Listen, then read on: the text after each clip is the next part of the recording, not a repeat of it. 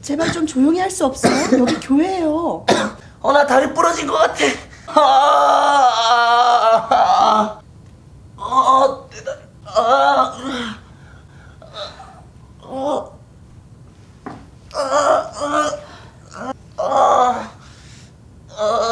다리. 다리.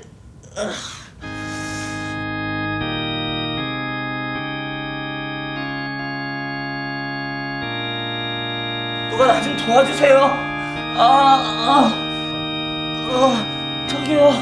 제발 누가 나 좀 도와주세요. 나 다리 부러진 것 같아. 마지막으로 이야기하는데 제발 조용히 좀 해요. 지금 기도 시간인 거 안 보여요? 계속 이렇게 시끄럽게 하면 나가달라고 할 수밖에 없어요. 내 말이 그거예요. 나 지금 너무 아파서 나 지금 못 움직이겠어요. 내가 밖으로 나갈 수가 없는데 나 진짜 다리 부러진 것 같아요. 제가 지금 기도하는 중이라고 했죠. 앞으로 2시간 동안 기도 말곤 아무것도 안 할 거예요. 그때까지 기다리세요.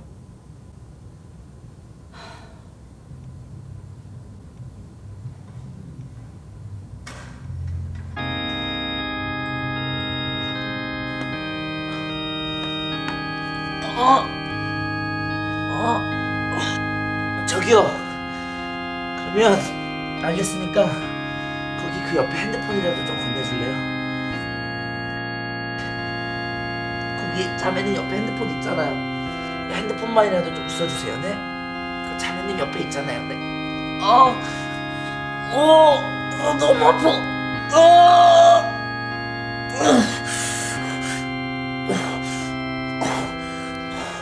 이미 말했지만 앞으로 2시간 동안은 도와줄 수가 없다니까요. 그냥 좀 기다리세요. 방해하지 마시라고요.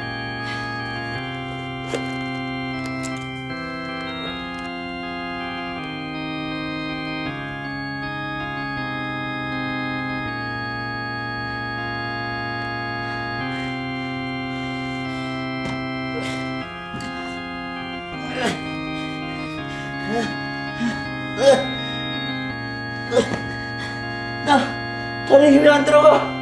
누가 나한테 도와주세요. 거기 누구 없어요?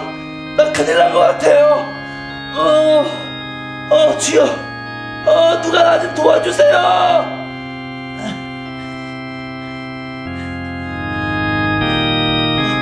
누구 없어요? 누가 나 좀 도와주세요. 거기 누가 없어요? 거기 누가 없어요? 거기요. 누가 나 좀 도와주세요. 사람 살려!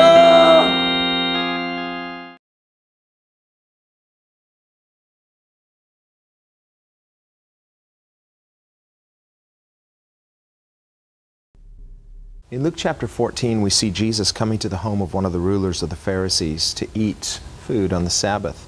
And it strikes me as very interesting. Jesus accepts these invitations. Jesus has already confronted the Pharisees with a number of woes that he's pronounced upon them for their hypocrisy.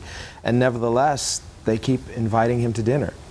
But the scripture gives us a clue as to the motives of their invitation. It says that they invited him, but it was that they might watch him closely. Imagine what that must have been like for Jesus coming into this stifling atmosphere, knowing that the invitation wasn't really sincere. I'm just amazed at the humility, the goodness, the kindness of Jesus.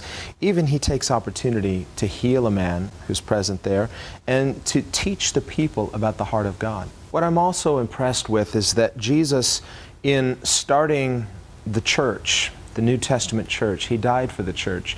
And yet here, prior to the cross, he is not withdrawing himself from society, but he's very much participating in it.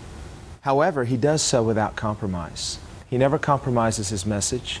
He never does anything for vainglory or to impress people, and he never holds back because he's afraid that what he does might offend somebody. He always speaks the truth in love. Jesus came into this home. It's a meal on the Sabbath. The Sabbath is a day of rest. It's a day of worship. It's a day to honor God. And Jesus asks, is it lawful to heal on the Sabbath? Because there's a man there who's sick. He's in a very serious condition. And they don't say a word. Now, we don't know whether this was a setup or whether this was somebody who was uninvited who came in. These meals were semi-public, so that's possible.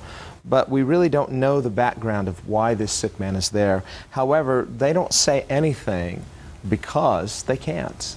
When we think in our own context about what motivates us, how we are to be worshipers, what is true worship?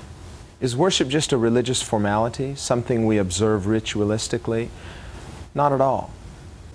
The whole point of the Sabbath, the whole point of worship, is that we are to draw near to God, to know His heart, and ultimately to become like Him. Here these Pharisees were observing the Sabbath religiously, but a person was present there who was very sick and in need of healing, and yet they were not willing that he should be healed on the Sabbath. I wonder in our context whether there are times where we are so busy in observing our religious rituals that we miss the real point, we miss the real heart of worship.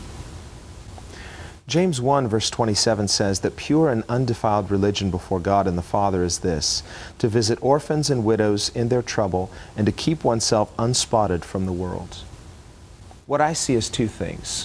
One is the compassion of God, the other is the holiness of God. If we have one without the other, then it's really incomplete worship. It's not true religion.